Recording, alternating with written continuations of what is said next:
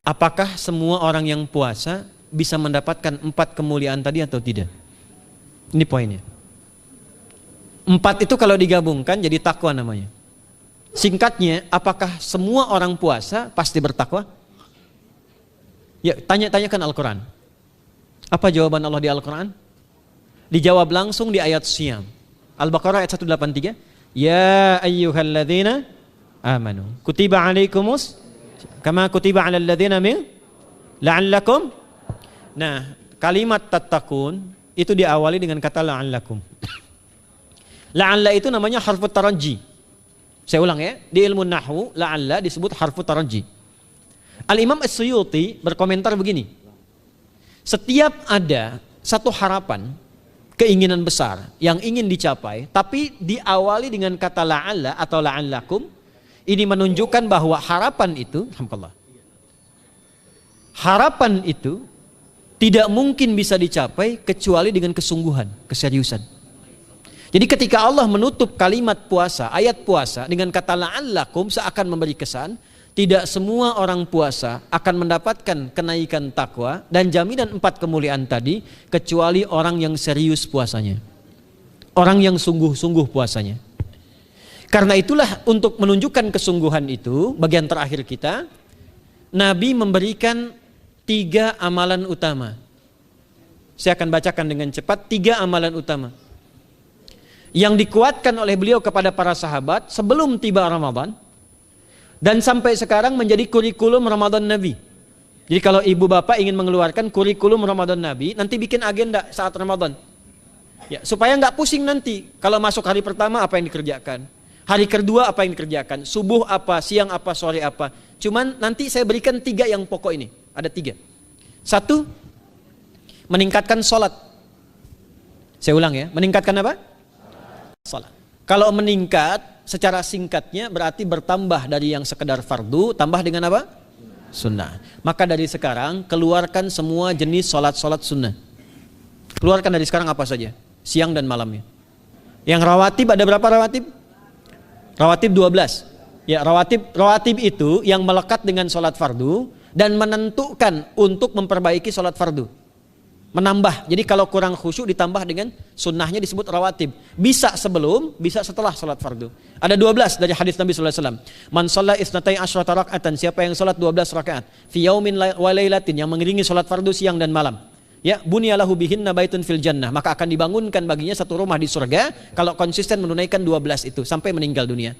Sahabat yang mendengar itu mengatakan kompak semuanya, sejak mendengar hadis itu kami usahakan istiqomah sampai meninggal tidak meninggalkannya. 12 itu 2 sebelum subuh, cepat. 4 sebelum zuhur, 2 setelah zuhur, 2 setelah maghrib, 2 setelah isya. 2 rakaat sebelum subuh, 4 rakaat sebelum zuhur. Kalau nggak bisa 4 rakaat karena terbatas waktunya, boleh 2 rakaat khusus untuk sebelum zuhur. Kalau nggak bisa 4, boleh berapa? 2. Dalilnya hadis Ibnu Umar radhiyallahu taala anhuma.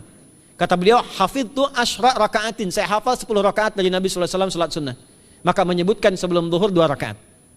Baik, jadi 12 ya, 2 sebelum subuh, 4 sebelum zuhur, 2 setelah zuhur, 2 setelah maghrib, 2 setelah isya. Ini yang disebut dengan rawatib. Jamak dari kata ratib. Di luar ini mutlak. Mutlak ini ada yang berdampingan dengan salat fardu, ada yang terpisah. Contoh yang berdampingan, 4 rakaat sebelum asar. 4 rakaat ini bukan disebut rawatib, tapi salat mutlak. Cuma waktunya berdampingan dengan salat fardu. Jadi dia nggak memengaruhi sholat fardu, cuma punya keutamaan sendiri. Apa keutamaannya? Hadis Ibnu Umar radhiyallahu taala anhuma, ketika beliau menyampaikan qala Nabi sallallahu alaihi wasallam rahimallahu ra'an shalla qabla al-asri arba'an. Allah akan menambahkan rahmat pada orang yang terbiasa sholat 4 rakaat sunnah sebelum sholat asar. Jelas ya? Baik. Kemudian apalagi setelah itu? Sholat di antara 2 adzan dan 2 adzan ini, adzan dan iqamah. Ya, di antara adzan dan iqamah. Tahiyatul masjid. Apalagi misalnya salat duha. Duha dibagi 3. Awal duha itu kurang lebih 1,5 jam setelah salat subuh. Subuh sekarang misal 4:30, maka jam 6 muncul awal duha. Namanya syuruk. Saya ulang, salat apa namanya? Syuruk itu salat awal duha. Jumlah rakaatnya 2 rakaat. Man shalal ghadata fil jama'ati thumma yaqudu yadhkurullah subhanahu wa ta'ala fa yusalli rak'ataini fakana alaihi ka ajri umratin wa hajjin, ya ka ajri ummatin wa hajjin tamatan. Siapa yang salat subuh 2 rakaat dengan berjamaah, ya, dan umumnya kalau berjamaah bisa ke masjid di masjid. Kalau tak mampu ke masjid, tunaikan di rumahnya. Setelah itu tidak beranjak dulu, dia duduk untuk berzikir kepada Allah. Zikir itu bisa baca Quran. Quran surah 15 ayat 9 itu Quran disebut dengan zikir. Quran surah 54 ayat 17, 22, 32, 40 itu Quran disebut dengan zikir. Bisa baca Quran, bisa berdoa. Doa disebut dengan zikir. Quran surah ke-7 ayat 205. Ya. Bisa dengan apa lagi? Bertafakkur, ya, mengaji, ta'lim, itu disebut dengan zikir. Ali Imran ayat 190 191. Alladzina yadhkuruna Allaha qiyaman wa qu'udan wa 'ala junubihim wa yatafakkaruna fi khalqis samawati wal ard, ya, disebut dengan zikir. Bisa bertasbih. Zikir pagi petang, kalimat-kalimat thayyibah, ada itu di Quran surah ke-4 ayat 103. Jadi habis salat subuh zikir dulu. Doa dulu, zikir dulu, belajar dulu, tafsir dulu. Setelah itu muncul syuruk. Perjalanannya disebut isyraq, melewati masyrik, 1 tombak bayangan, dia salat 2 rakaat, itu pahala salatnya senilai haji dan umrah. Sempurna. Bukan sudah haji, bukan. Mau kemana? Ibu mau haji dulu? Tidak. Ya, hajinya nanti bulan Dzulhijjah. Tapi senilai haji dan umrah itu 2 rakaat. Awal duha disebut apa? Syuruk. Pertengahan duha sekitar jam 9 jam 10. Jumlahnya 2 sampai 4 rakaat. Ya, 2 sampai 4 rakaat. Apa fungsinya? 1, mengganti seluruh zikir yang ada dalam tubuh kita. Mata berzikir, telinga berzikir, lisan berzikir, bisa diganti dengan 2 rakaat duha. Itu waktunya pertengahan duha. Kurang lebih dari jam 8, 9, 10 lah, kurang lebih 3 jam itu, ya. Yang kedua, bisa menghambat atau menghentikan, menahan satu musibah umum. Misal ada kebanjiran nih atau macet nih. Orang-orang kena macet. Bapak yang biasa sholat duha pertengahan itu tiba-tiba ditolong oleh Allah, dibebaskan. Tiba-tiba ada orang datang, Pak lewat sini di sana macet. Atau dibimbing ada kontraflow. Itu manfaatnya duha tuh. Yang pertengahan. Yang terakhir adalah akhir duha. Sekitar jam 10 sampai jam 11 menjelang ke zuhur. Ya, akhir duha itu jumlahnya dari 2 bisa 4 sampai 8 rakaat. Di antara manfaatnya bisa mempermudah datangnya rizki dengan izin Allah Subhanahu wa taala ketika ikhtiar. Itu duha. Nanti ke malamnya silahkan tahajud, tingkatkan tarawihnya sampai ditutup dengan witir. Itu salat. 2 yang terakhir saya cepat, 2 yang terakhir adalah banyak berinteraksi dengan Al-Qur'an. Ada 3 caranya. 1, banyak membaca. Itu namanya qiraah. Silahkan Bapak Ibu siapkan dari sekarang, targetnya khatam misalnya 1 kali berapa juz? 30 juz. Kalau mau gampang bagi 30, berarti 1 hari berapa? 1 juz. Paling gampang lagi, supaya nggak capek ngajinya, supaya nggak capek, bagi 1 juz 5 waktu sholat.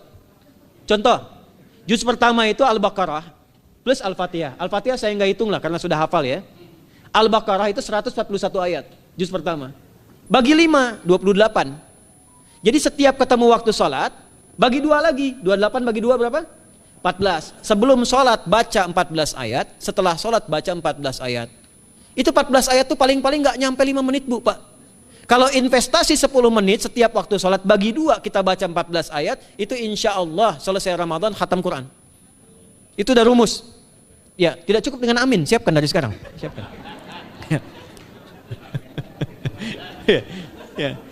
Kemudian mengkaji, kajian, tilawah. Itu tilawah itu di hadis Muslim pahalanya banyak. Ya, majtama'a qaumun fi baitin min buyutillahi. Ya, kita ngajinya Quran hadis ya, biar ya, lebih kuat dalilnya.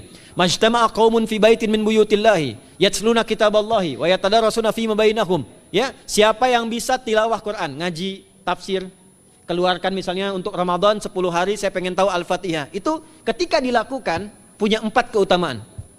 1, ghasyiyatuhum rahmah. Selama ngaji rahmat Allah dibentangkan. Kalau pengen doa cepat dikabulkan, kalau istighfar diampuni. Yang kedua, awas ini nazalat alaihimus sakinah, diberikan ketenangan dalam jiwa. Bapak Ibu pengen di rumah tangga nyari sakinah, isi dengan Quran di rumah.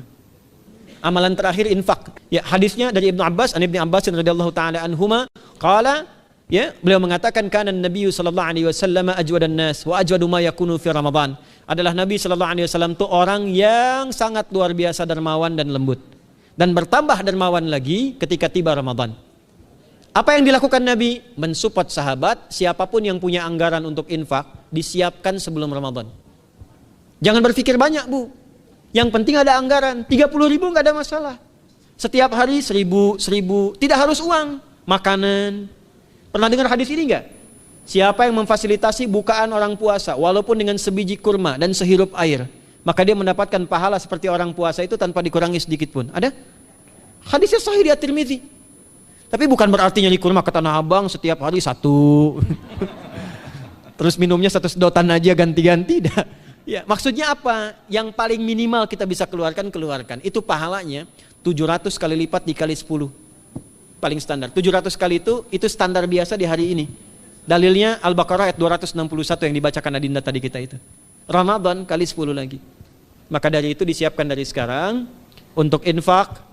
Kalau kami di desa itu, ibu saya selalu kalau Ramadan itu RT-nya setiap rumah. Ini untuk bukaan hari ini rumah A, rumah B, rumah C. Bukaan besok rumah A, rumah B, rumah C. Boleh tuh di PWM Pak dipraktikkan. Ya, misalnya anggota perserikatan siapa dikasih kesempatan. Mungkin nanti yang lain kurmanya, yang ini misalnya jeruknya, yang ini ininya. Setiap ada bukaan ya kirim ke yatimnya, ya kemudian ke pondok-pondok asuhan Muhammadiyah yang tadi disebutkan sekian ribu itu, cari pahala. Ya, saya kira itu yang bisa saya sampaikan sampai dengan batas waktu yang diberikan. Semoga bermanfaat dan semoga Allah Subhanahu wa taala memberikan kemuliaan kepada kita semua, kesehatan, dan saya yang terakhir saya ingin sampaikan doa penting. Tolong hafalkan doa ini. Dan ini doa yang diajarkan Nabi menjelang Ramadan. Supaya mendapatkan kesehatan, kekuatan, keselamatan untuk beribadah saat Ramadan. Hadisnya di At-Tirmidzi nomor hadis 3254. Qala, langsung saja qala Nabi sallallahu alaihi wasallam. Allahumma ahillahu alaina bil yumni wal iman wassalamati wal islam rabbi wa rabbukallah. Nah, itu tolong nanti dihafalkan, tadi sudah direkam, dibimbing. Nanti ketika ditetapkan masuk awal Ramadan, bacakan itu. Ya Allah, anugerahkan awal Ramadan kepada kami dengan ketenangan, kedamaian, kekuatan iman, keselamatan, sehat, enggak sakit sampai selesai puasanya. Diberikan kekuatan untuk ibadah dalam keislaman dan diikhlaskan hanya karena Allah Subhanahu wa taala. Subhanakallahumma wa bihamdika nasyhadu an la ilaha illa anta nastaghfiruka wa natubu ilaik wa akhiru da'wana anil hamdulillahi rabbil alamin wal 'afu minkum fastabiqul khairat. Assalamualaikum warahmatullahi wabarakatuh.